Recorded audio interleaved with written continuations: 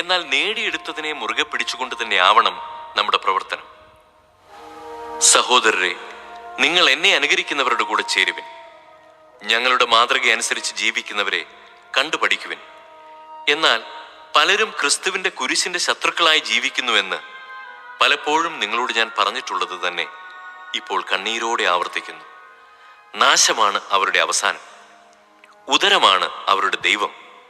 ലജ്ജാകരമായതിൽ അവർ അഭിമാനം കൊള്ളുന്നു, ഭൗമികമായത് മാത്രം അവർ ചിന്തിക്കുന്നു. എന്നാൽ നമ്മുടെ പൗരത്വം സ്വർഗത്തിലാണ്.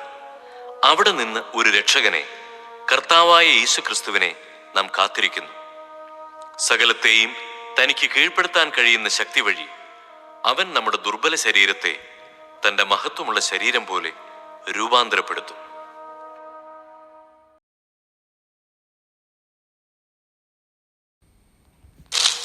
ലാസർ സംസ്കരിക്കപ്പെട്ടിട്ട് 4 ദിവസമായെന്ന് യേശു അവിടെ എത്തിയപ്പോൾ അറിഞ്ഞു.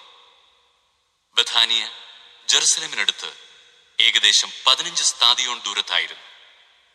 അനേകം യഹൂദർ മർത്തായെയും മറിയത്തെയും അവരുടെ സഹോദരനെ പ്രതി ആശ്വസിപ്പിക്കാൻ വന്നിരുന്നു.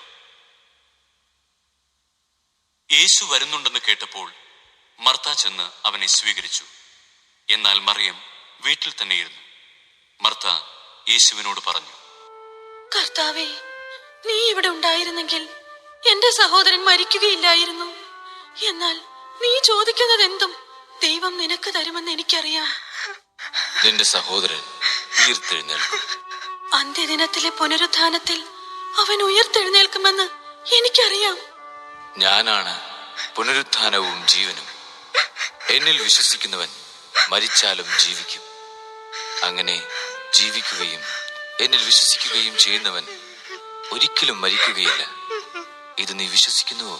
ഉവ്വ് കർത്താവേ, നീ ലോകത്തിലേക്ക് വരാനിരിക്കുന്ന ദൈവപുത്രനായ ക്രിസ്തുവാണെന്ന് ഞാൻ വിശ്വസിക്കുന്നു.